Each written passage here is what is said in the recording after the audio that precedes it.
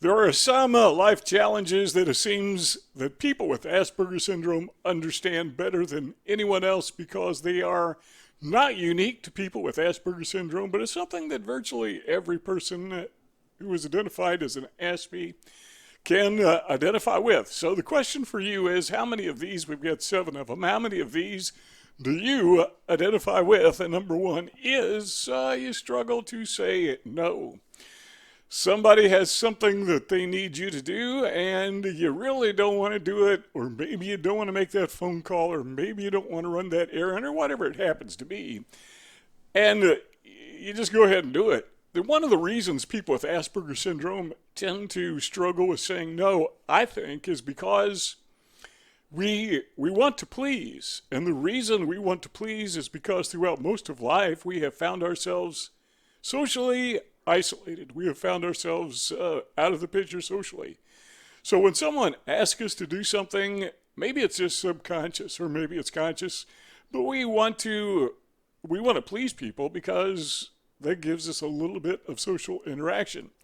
Unfortunately, it's kind of at a high price. And also, I think we tend to tell people, yeah, I'll do that, even though I don't want to do that, because we're expecting reciprocation. We think, I'm going to do something kind for this person. He will appreciate this, or she will appreciate what I'm doing. And then when I need something, this person will agree to do it. So it'll be a symbiotic relationship where we're both getting along. And that may very well happen. But sometimes we find out now this other person can easily say no, and they don't even stop and think. It doesn't even occur to them when you ask them for a favor that you did a favor for them. Thought doesn't even cross their mind. What does cross their mind is they don't want to do it. Number 2 is people take advantage of people with Asperger syndrome. Do you identify with that? You know, we've talked about this in other presentations on my channel, but if you are fortunate enough to have a place of employment, which in and of itself is a challenge for Aspies, that's not on our list, but if you are fortunate enough to have employment, you may find out that your supervisors and maybe others kind of view you as a pushover. If they need someone to do something, you're the guy to do it. They don't want to offend other people, but you, hey, they don't mind offending. And if you quit, nothing lost in their opinion. So they may ask you, as we've said in other videos, to work holidays when they wouldn't ask other people. I mean, all holidays, not 1 or 2, when they wouldn't ask other people to do it. Or they may ask you to come in at odd hours where they don't care if you like it or not. But their buddies, their employees who are buddies, they're going to give them a break and give them a schedule they want. So people tend to take advantage of us because, once again, they too frequently mistake our oddity. You know, I hate to say that, but it's kind of it's just honest. They mistake our honesty as being expendable, making us someone who they really don't need, even though we could be the most valuable person in the workplace. Number 3 is, and this I think is really a big one. Let me ask you if you can identify with this. But small things trigger you. Now, it could be that somebody says something discourteous, or they may cut you out in line. And you're in your car. You know, they don't even know who you are. They don't know you have Asperger syndrome, but that little thing, whatever it is, somebody may say something that you find personally offensive. Maybe it's something that you think is offensive, but it's really not. But you have these mental monsters that come in your mind. And we ruminate about that one tiny little thing.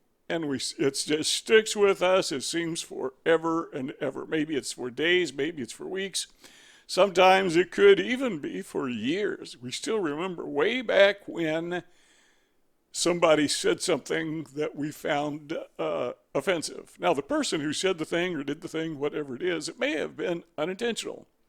And it could be that it was very intentional. It was meant to trigger us, or it could be somewhere in between. But here's the problem.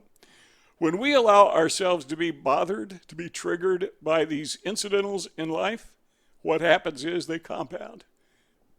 Instead of having one mental monster we've got a head full of mental monsters roaming around inside our conscious brain, coming out to roar at us whenever they please. And it's hard to have what shall we call it? It's hard to have just a peaceful, sane existence when you've got all of these abstracts. I mean, they're not even real. They were real when they occurred, but they're abstracts in a sense that most of them are of no consequence. Okay, so the guy was rude to you at the workplace, or at the family reunion, or at the grocery store, or in traffic, or wherever. So the person was rude to you, and the consequences of that are nothing. Well, sometimes they are something, and sometimes it is something you need to pay attention to. You know, I've had people do things to me that were hurtful and harmful, and yeah, it did merit some response, some reaction. But other times, well, let me say most of the time, those little incidentals are just that. They're incidental, and they need to be left behind. So, do you identify with that? All right, number 4 is this. And I said number 3 was a big one. Well, actually, all of them are kind of big, but that one I think is maybe more common. Okay, number 4, anxious and depressed. That's a big one. Because of the pressure, you become anxious, you become depressed. Just the anxiety of being around other people. So I'm guessing if you're an Aspie, you identify with this. If you are ever out and about around people, and you are, unless you're living at home by yourself always, I guess maybe there are some people that do that, hermit, so to speak, self-imposed hermitage. But if you're out and about around people, you find that discomforting. Almost always, and maybe you're one of those Aspies that just is always bothered by the noise, the triggers of just being around people. There's something about that. It just drives you crazy almost. Well, that again adds up. You have anxiety, you have depression, and every time it seems you're out and about, anytime you're around other people, it is a time of stress. And so all of these stresses build up. Who is it besides people with Asperger syndrome have to deal with that? Well, there are some others, but not too many. But what we're saying is these are particular struggles that people with Asperger's syndrome really understand because it is something that they have to deal with. Now, the flip side of that is people without Asperger syndrome, people who are neurotypical, they don't identify with these things. They don't have a point of reference. Consequently, they don't understand what we're going through. They have no idea. I give you an example that just comes to mind out of nowhere. My dad served in World War II. And I have like a mental concept of what that must have been like. I've seen TV movies, John Wayne movies. I've seen newsreels, D-Day. I have a general idea of what he went through, but I really don't know because I wasn't there, I did not walk in his, I was going to say walk in his shoes, but I think they were combat boots. So I didn't walk in his combat boots. I don't have that point of reference. So I don't know. Same thing holds true for people with Asperger syndrome. Neurotypical people don't know what we're going through because they don't have a point of reference. They have a general idea. They've experienced some of these things themselves, but not to the extent that we have. So the reason I say that, if you're expecting empathy or sympathy from neurotypical people, chances are you're not going to get it because they can't provide it. I mean, to some extent, yeah, they can. But to fully understand what we go through on a day-to-day basis, it's virtually impossible for someone who has not been there, done that, to fully comprehend what it is we're facing. Number 5 is this. Other people learn to flip your switch. Okay, I couldn't think of a better way to phrase that. This is not the same as triggering. This is flipping your switch. All right, so let's say that you have managed to build some confidence. You are courageous. You are going to face the devil eye to eye, and you go out into the real world, and you got yourself together. You got your act together. You are psychologically, mentally undefeatable. So you think. But somebody may say something, usually something kind of pushy or kind of bossy or whatever, or just being obnoxious. And that second persona that you have managed to establish, that kind of a false face you put on, it just falls right off. It's kind of like literally wearing a mask and somebody gives you a slight slap in the face and the mask falls off.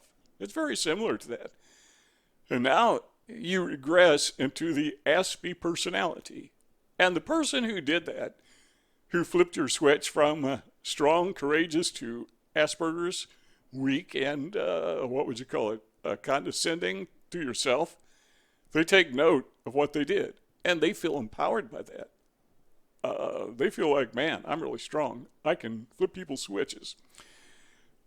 Some people may be bothered by that, but I find that most people that I've experienced, great, we do it, let's do it again. Next time he tries to act strong and like a sane, normal person, we're going to flip his switch. And what happens is, it's like you flip from the pretense of neurotypical to the reality of being an Aspie. And they discover, they got that ability to flip you. So, and they don't even know what Asperger syndrome is, but they notice a marked difference in your persona, the way that you present yourself. Only people with Asperger syndrome would understand what that's like. And so I'm wondering, do you identify with that? If you do, well, let us know. Number 6 is emotional fatigue, but it never lets up. I think every human being on the planet at some point or another comes to that point in life when they are just simply fatigued. They just tired of the way that people are. People get tired of people. That's one of life's realities. But typically, they'll get over it. I mean, there's some who don't. But most people, they're emotionally equipped, cognitively equipped to get over that hump in life. And so they meet these little things in life as if they are speed bumps or potholes. Usually they can go around the pothole, but they can't. They just learn to slow down for the speed bump. But to a person with Asperger syndrome, it's just a rough road all the time. It's filled with bumps and chuckles. There's nothing else there. Do you say chuckhole or do you say pothole? I once asked a guy from California if, because I know in some parts of the country they say chuckhole, and some parts of the country they say, they'll say something for chuckhole. It's a pothole or chuckhole. They have different terms. So I asked him if he knew what a chuckhole was. Just wondered what they say in California. And he kind of laughed at me. He said, I live in Los Angeles. Of course I know what they are. And I thought that was kind of funny. But the point is, we're driving down the road of life, and it's just emotionally bumpy all the time. It gets fatiguing. It wears you out. There is no smooth road, or so it seems. I think that's a bit of an exaggeration, but not by much. Well, do you identify with that? Do you know what I'm talking about? Okay, let us know. We got one more. There is something that only Aspies fully understand, and that is the need for alone time. Granted, everybody needs time to get alone. Well, maybe not everybody. There may be a few explosive personalities out there that they're not happy unless they're around people. They want to be around people all the time. There are a few folks out there like that, I'm sure. I don't think I've ever met one, but it's hard to believe they don't exist. But to a person with Asperger syndrome, getting alone is not a luxury, it's a necessity. We just got to get away from it.